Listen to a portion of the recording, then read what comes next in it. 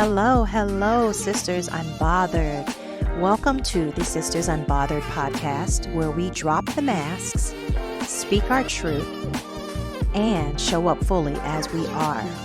The expectation that we have here is to create a space where we can exhale, be real, and remember that we don't have to shrink to make others comfortable. I'm Coach Nikki, and I first want to say thank you so much for listening. If this is your first time, thank you for allowing me the opportunity to earn your trust. And if you are coming back for more, thank you so much for your support. Here's what we're about. No performative anything.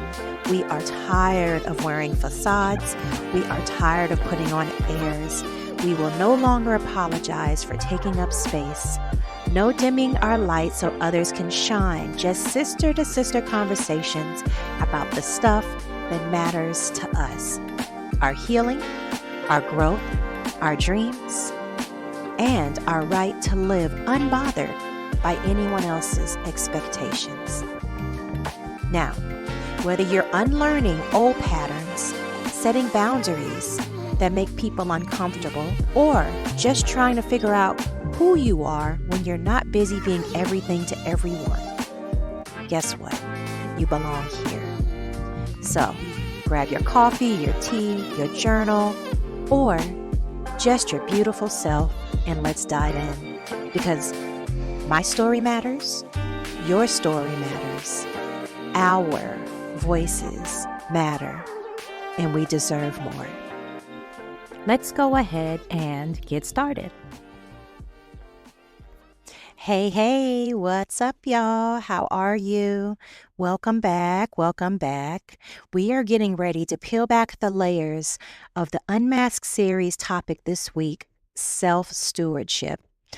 Of course, it can be seen as selfishness because we are expected to be selfless in order to be righteous, to be holy, to be good girls, to be cooperative, to be quote-unquote team players. But we're not going to touch on the workplace today. We're going to do that next week. This week, we're going to keep it domestic, girl. So let's go ahead and have a conversation that goes deeper than the surface level. Let's keep it real so that we definitely do not feel like we have to apologize for taking up space, okay? So today we're talking about something that many of us struggle with, but rarely name out loud. Self-stewardship, and why it feels so wrong when we try to practice it.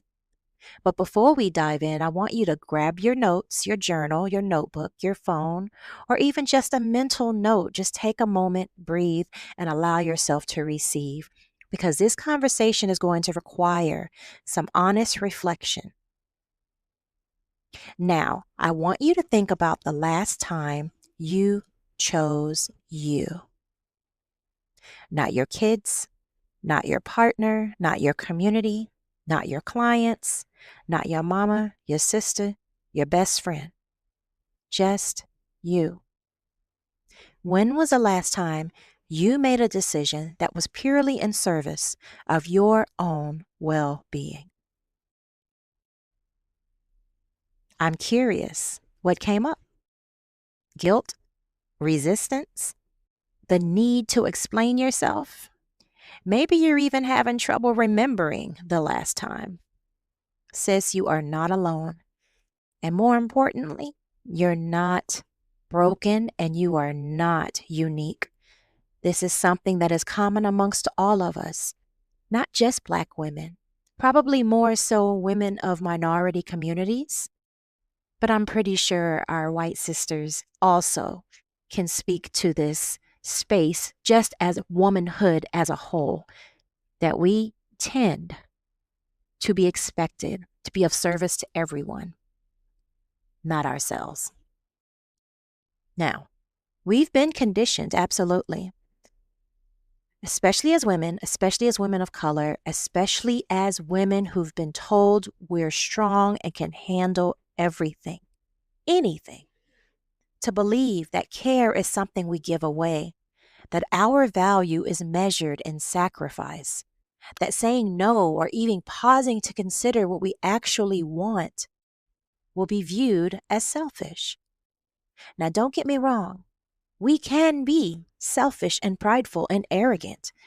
I, for one, can attest to that.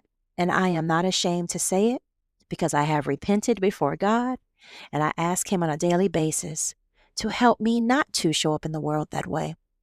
Because for some reason, it is a part of my response to the world to do that. But that comes from my favorite term, self-awareness. But what if I told you that self-stewardship is actually the foundation of true transformation and wholeness, and that practicing it is not betrayal, it's responsibility, sacred responsibility.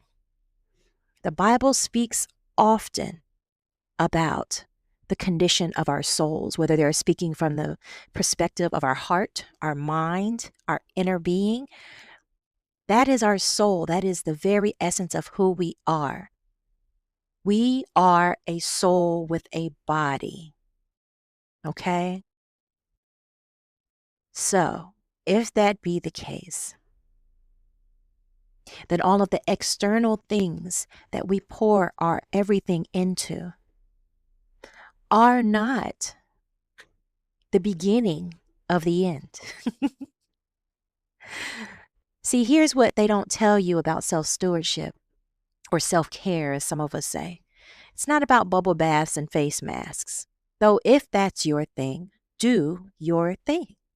It's about recognizing that you are the steward of your own life. You can only truly control you.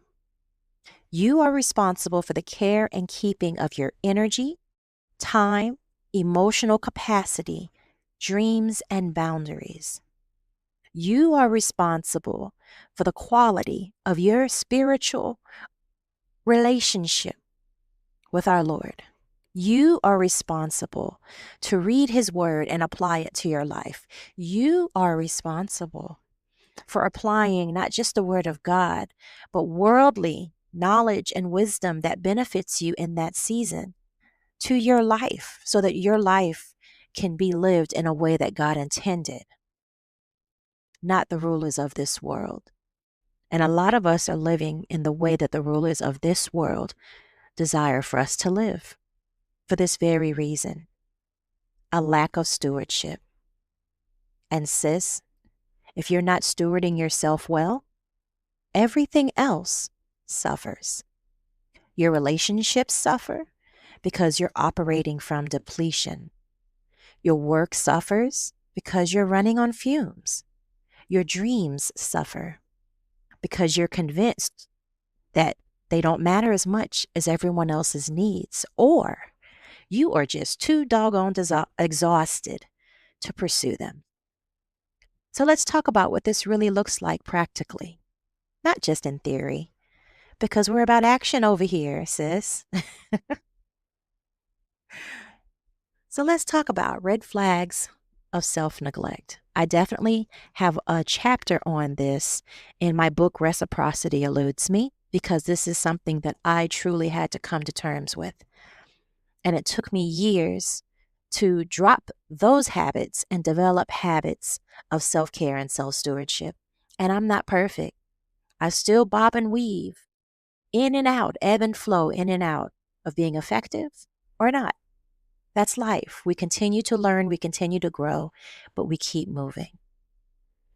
But before we talk about where we're going, we need to acknowledge where we are. So let's get real about the signs that you might, just might, sis, be neglecting yourself in the name of being good or selfless. Red flag number 1. You feel resentment after helping others, but you keep doing it. I know I've been there. Girl, this one hits different, doesn't it? You say yes to volunteering for that project, watching your friends' kids, covering that extra shift, planning that event, or even just attending that event. And afterward, you feel angry, but not at them, at yourself. But do you learn from it? No. you open yourself up to do it again next week. That resentment, that's your inner woman trying to tell you something. It's saying, girl, this isn't sustainable. This isn't honoring who you are, and it does not serve you to move like this in this world. Red flag number 2. You say yes instantly, even when your body says no. Your shoulders tense up, your stomach drops. Every cell in your body is screaming, no! But your mouth says, of course, I'd love to help. We've been trained to override our own internal GPS system. But your body is wise, sis. It knows before your mind catches up, and most likely, if you are a spirit-filled believer, the Holy Spirit is already prompting you with discernment. The question is, do you yield? A lot of times we don't. Red flag number 3. You only rest when you've completely burned out. I'm just going to say ouch on this one. Ouch and ouch. You push and push until your body literally forces you to stop. You get sick, you have a breakdown, you can't get out of bed, and then you rest. But only because you have no choice. Rest is a reward for exhaustion. Is not rest. It's recovery. And there is a significant difference. Red flag number 4. You explain and justify every boundary that you set. I can't do this because, and then you give a dissertation on why you can't, as if your no isn't complete without a whole thesis statement or defense. Sis, you know I'm right. Once we accept the fact that when we place boundaries, those boundaries are for our own protection and provision, and not for the manipulation and controlling of others, it will become much easier to feel comfortable in setting and establishing and maintaining boundaries. But if you don't, you will constantly be a revolving door, a doormat, whatever other symbolism that you can think of what it feels like to always be trying to explain yourself for doing what is best for you. Oh, but here's a big one. You feel guilty for having needs. You apologize for being hungry. You apologize for being tired. You apologize for having preferences. You treat your own humanity like it's an inconvenience for everyone else. I know very well what this looks like in everyday life, and I still try to catch myself. I still apologize for things that I have absolutely zero reason to be apologizing for. That's 100. And I am encouraging myself as well as you to recognize this. Name it for what it is. Feeling guilty for imposing my needs on others.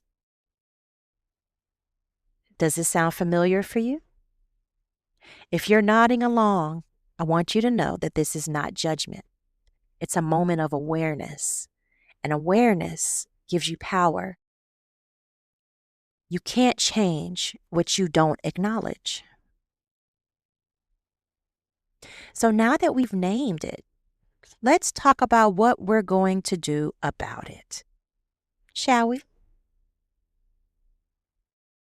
Small but radical shifts. All right, let's walk through 3 self-stewardship shifts that are simple but radical. Why is it radical? Because choosing yourself in a world that profits from your self-neglect is revolutionary. It's the very same concept of rest being resistance. Okay? So we want to be radical. We want to be a part of the resistance. We want to be revolutionary. For this is the only way that we will begin to see change against misogyny, change against racism and sexism, change against classism. Instead of being victims, we can choose to be victors one step at a time, starting from our own personal transformations and showing up differently in this world. Because when we show up different, everyone else around us will notice. And we will require others either to match our energy or keep it a moving. And that sounds like peace to me, sis. All right. Shift number 1. Say, let me get back to you, instead of yes. This is so simple, it's almost embarrassing. When someone asks you to do something, instead of automatically saying yes, you can say, let me check my calendar and get back to you. I won't lie. I have felt guilty saying this to people, even something as simple as a phone conversation. But I know myself now, and I understand why I have to say, let me check my calendar and get back to you. Because I may not be ready in that moment. I only have enough energy in my preserve, only enough ability in my preserve, and only enough bandwidth to handle what's in front of me in that moment. And to add anything else will throw me into a space that will be difficult to come out of. So giving yourself that cushion, 1, to not think and move out of immediate response, but to be able to give yourself a moment to say, okay, when do I have the time and energy for this? Do I have the bandwidth for this? And then your yes will be a yes, or your no will be a no. Period. This gives your nervous system space. It signals to yourself that your voice matters. It reminds that you have agency over your own life. A lot of times we're so miserable because we feel like everyone else has agency over our lives more than we do. And we give them that leeway, that power. And here's the beautiful part. You don't have to explain why you need time. You don't have to justify it. Let me get back to you is a complete sentence with a period, just like no, period. Whichever way you feel led in that moment, my sister, I encourage you to stand 10 toes down on protecting your energy, your peace, your space, and your time, because all of that is limited. Now, I know what you're probably thinking, but Nikki, what if they think I'm being difficult? Sister, let me tell you something. People who respect you will respect your need to think things through. People who get upset that you won't immediately sacrifice your time and energy, that tells you everything you need to know about their intentions and their motives. It's not about us all the time. Most of the time, it's about the other person, the way that they respond. Because again, we cannot control what other people think or feel. We can only control our response and our reactions. Same with them. So if they do not have a handle on their response, that's something that they need to work on between them, their inner woman, their inner man, and their Lord. It is above you, sis. If they think you're difficult, that's not your problem. All right, shift number 2. Protect 1 hour per week as time sacred for you and you only. Just 1 hour. That's it. Block off 60 minutes that belong completely to you. Not for planning, not for cleaning, not for catching up on emails.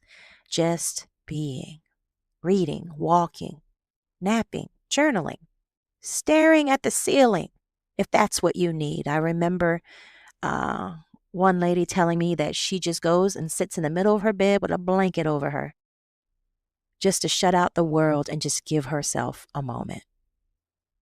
That's what I'm talking about right there. Figure out what works for you. For me, I do this first thing in the morning. Sometimes it's 30 minutes, sometimes it's an hour. But if you need to start smaller and build up to that, that's up to you. I am in a space in my life now, a season in my life where I can do that. But I was reminded when my grandson was here with me that there was a day when I didn't have that ability, that time, that energy, because I was raising 4 daughters. Okay? So give yourself grace. Recognize the season that you are in and find a way to make it work for yourself. Now, I can probably hear you saying something like, Coach, I don't have an hour. I barely have 5 minutes. Sis, I hear you. But here's the truth. If you don't have time for yourself, you don't really have a life, do you? You have a to-do list that happens to include you breathing. Oop. Listen, just start small if you need to. Maybe it's 15 minutes on Sunday morning before anyone else wakes up. Maybe it's 30 minutes on your lunch break where you actually eat lunch instead of working through it. Maybe it's an hour on Saturday afternoon where you tell everyone you're unavailable. And when people ask what you're doing during that time, you say, I'm taking care of myself. Not I'm being selfish, not I'm sorry, but just simply, I'm taking care of myself because that's what you are doing. Shift number 3. Ask, is this mine to carry? Before you say yes to helping or fixing or saving, pause, take a breath, and ask yourself, is this mine to carry? Not everything presented to you belongs to you. I'm going to say that again. Not everything presented to you belongs to you. Not every problem is yours to solve. Not every emergency is yours to handle.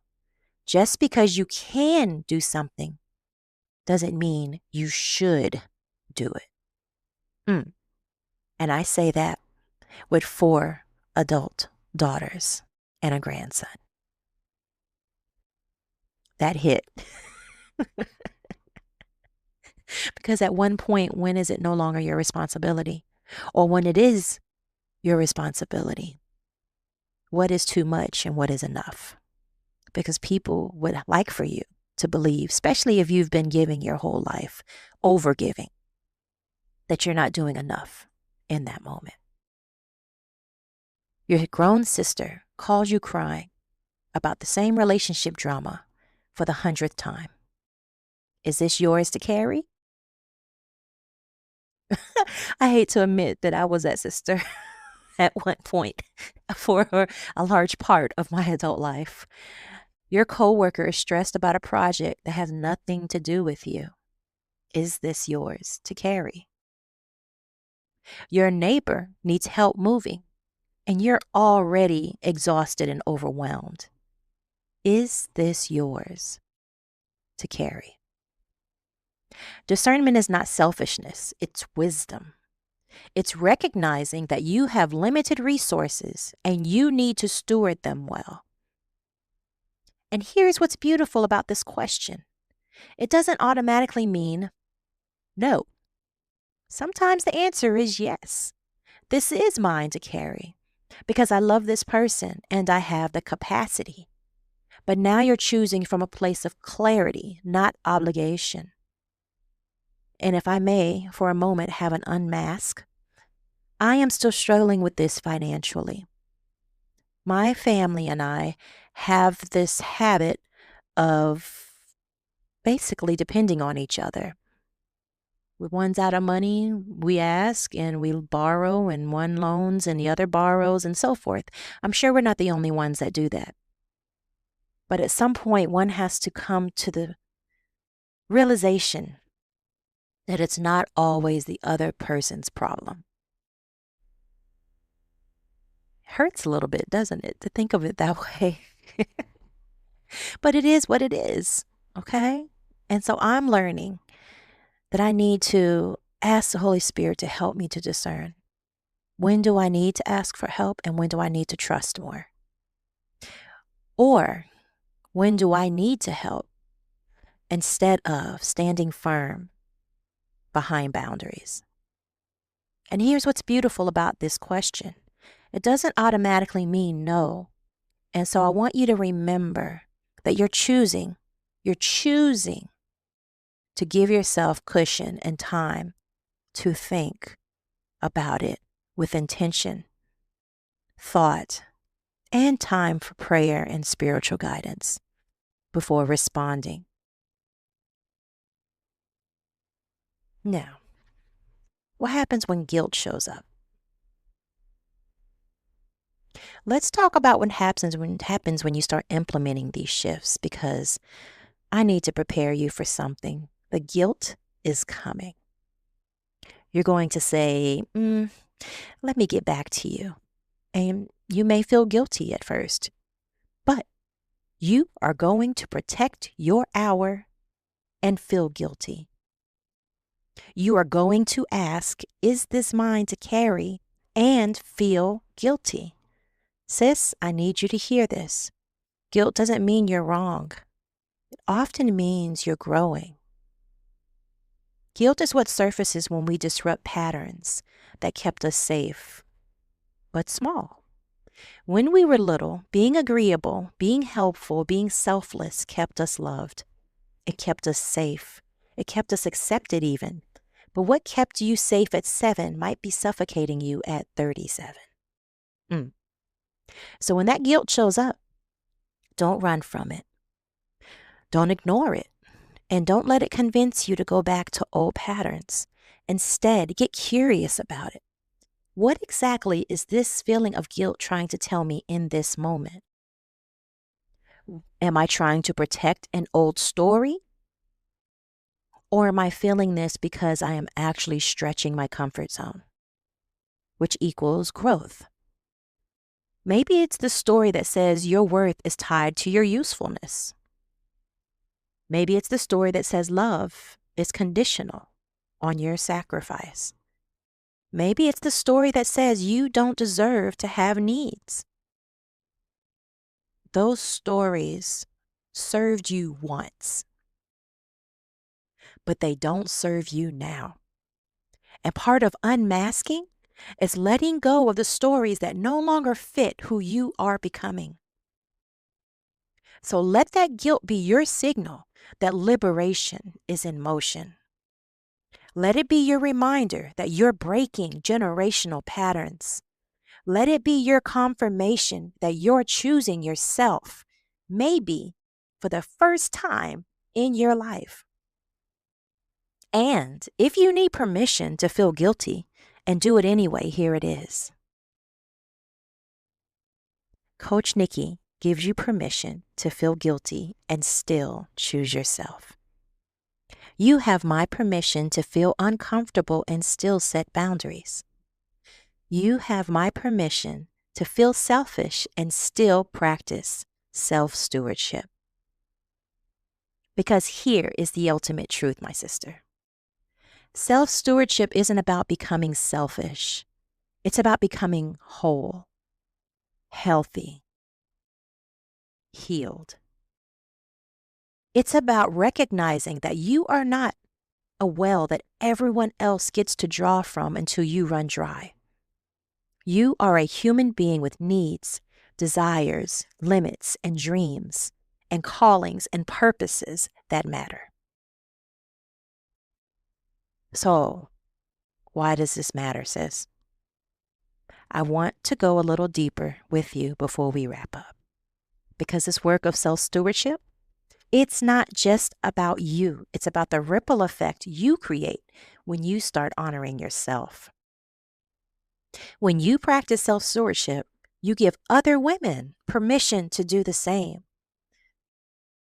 My 4 daughters are watching. Your daughters may be watching you set boundaries and learning that your voice matters.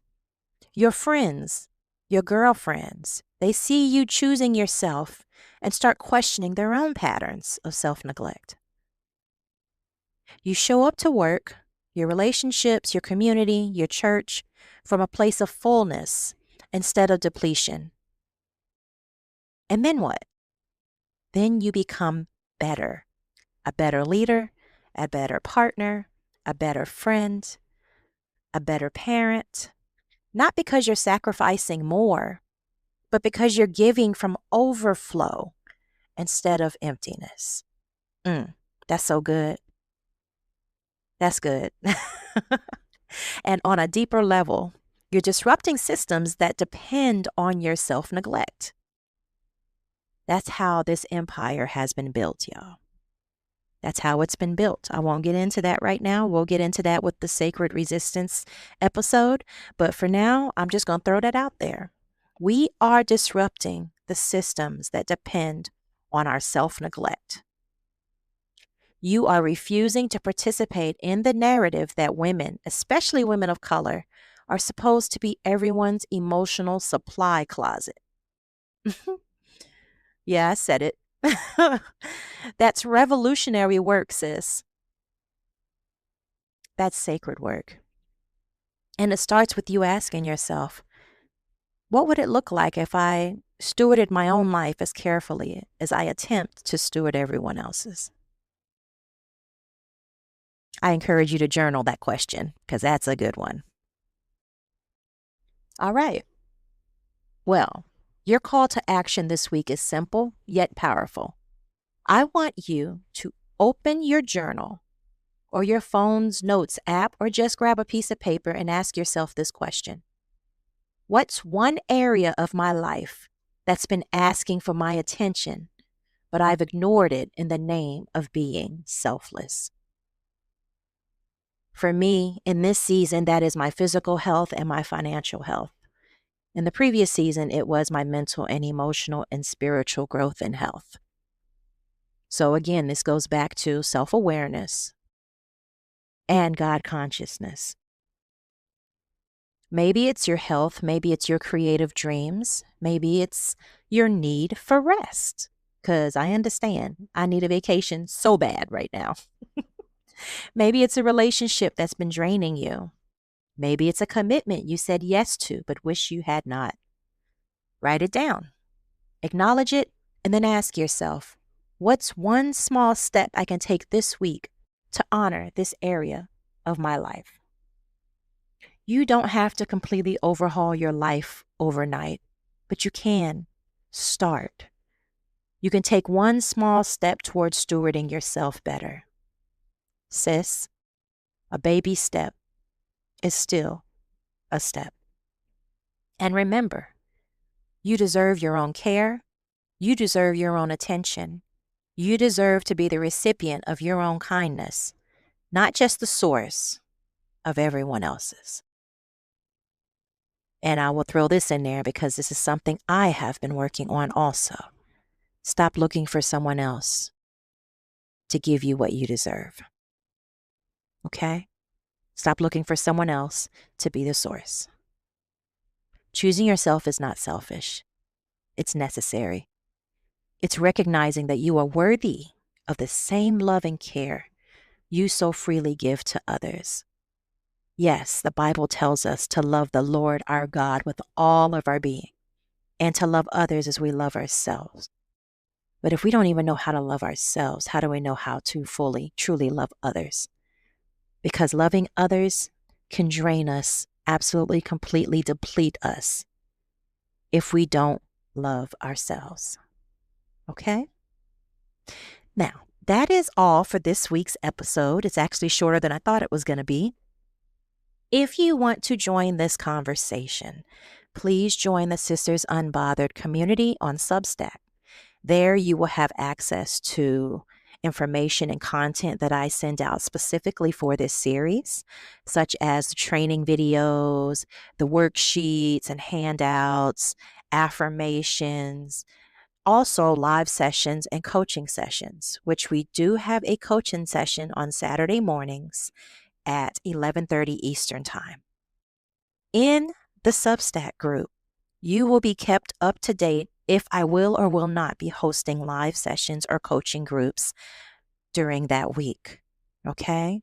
So please go click the link in the description and check out the Sisters Unbothered Substack. Keep in mind, it is currently a free subscription. You do not have to pay for the subscription at this time.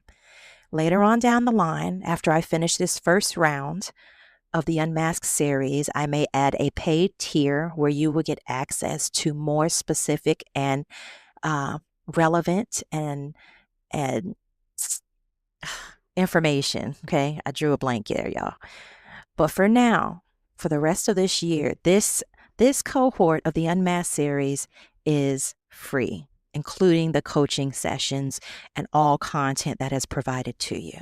So click the link, give us your email, download Substack, download the playbook, the UNMASK playbook, and jump right in and let me know what you think, because I am building this in real time right now, and I want to know if it helps.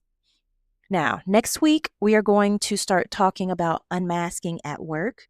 I'm going to do a week of unmasking at work because I am currently building a curriculum for organizations specifically for unmasking at work. So that's going to be next week's topic and podcast, okay? And I think that that is something that we all need because we spend more time of our waking hours, more days of the week, in a professional environment, in a workplace, in a marketplace. So I think that this is something that is super important for us to consider. Now, I ask that you will tag a sister who needs to hear this. Leave a review if this podcast serves you well. And remember, the work of unmasking is not a destination, it's a journey. Just like life, just like transformation, just like peace. You are not too much. You are not too little. You are not too anything. You're exactly who you're supposed to be. And if there are some changes and transformations that need to be made, at your fundamental core, it does not change who God says that you are. And you are worthy, my sister. All right, I'll see you next week. And until then, keep unmasking, my sister. Keep choosing yourself. Keep remembering that your life is sacred, it is intentional, and you are worthy of stewarding it well. I love you, my sisters. Till next week.